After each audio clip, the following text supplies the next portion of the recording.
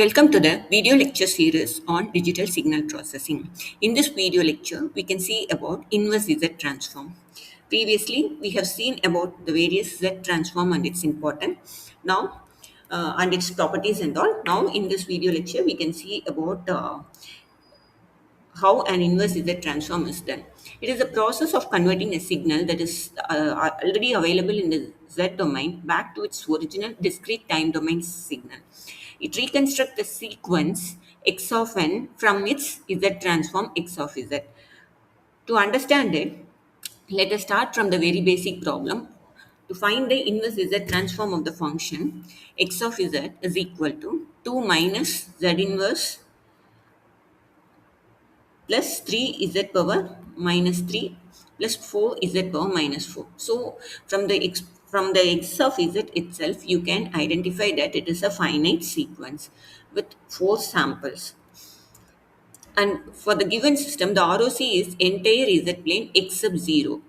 So except 0 means you can understand that it is right-sided sequence, because for right-side sequence only the region of convergence will be the entire z plane except 0. So we are getting an z inverse, right?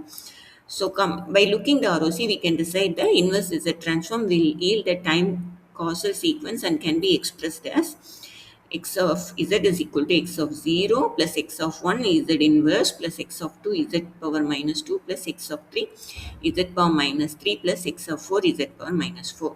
So comparing these two expressions, we can see that at the location of x of 0 we have 2. At x of 1 we have 1 minus 1. X of 2 we have plus 3.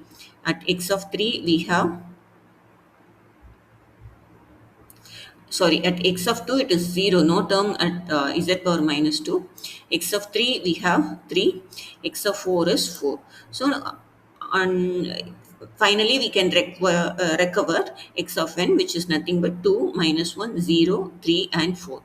So this is very simple. We can get it from the normal z transform expression itself.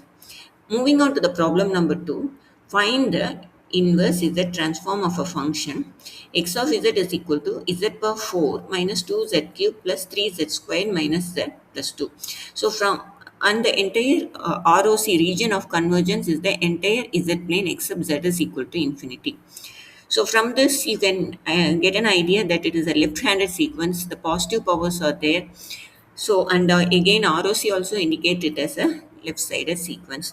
Now, expanding the equation using this Z transform formula, summation of um, n minus infinity to infinity, x of n z power minus n, that is the basic formula of Z transform. Using that and expanding it, we will be getting x of minus 4 power z power 4 plus x of minus 3 power z power 3 plus x of minus 2 power z squared, x of minus 1 into z plus x of 0. So if you compare, x of 0 is 2, x of minus 1 is minus 1, x of minus 2 is 3, x of minus 3 is minus 2, x of minus 4 is 1. So now we get x of n value as 1 minus 2, 3 minus 1 and 2. Since it is a left-handed sequence, the arrowhead starts over here. I think you got an idea. Previous sum, it is a right-handed sequence. It starts here. This is left-handed sequence, so the arrowhead points here. So whether the sequence is right-handed or left-handed, we can see from we can identify from the ROC as well as from the expression.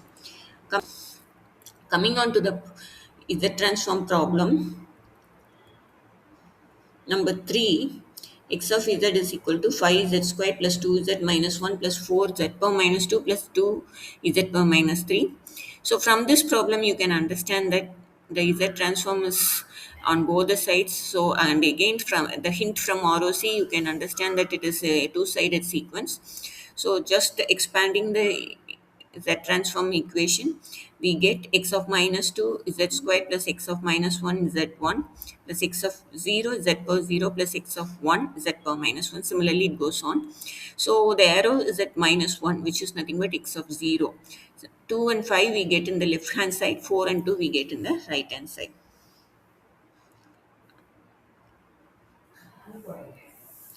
But here on 0 is missing. We have to write, because z power minus 1 term is there, not there, right? So here we'll be having on 0. We missed it. 0 comma 4 comma 2. Coming on to Z inverse Z transform calculation method, we have power series method, partial fraction method, and properties based method. Coming on to the power series method, you can see that Z by Z minus 5.5, it can be divided like this.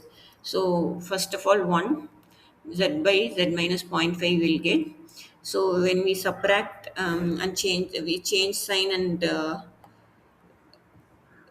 we'll get, this will get cancelled.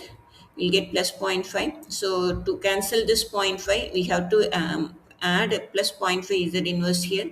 So we'll get plus zero point 0.5, then zero point 0.5 into zero point 0.5, 0.25 z power minus 1. So again, to cancel this, we have to add plus 0.25 z power minus 2. If we do, this term will get cancelled. So it goes on. So it is nothing but, directly we can write from the formula a power n u of n is equal to z by z minus a. Here, instead of a, zero point 0.5 is there. So we can write like this. It is nothing but 0.5 power n u of n.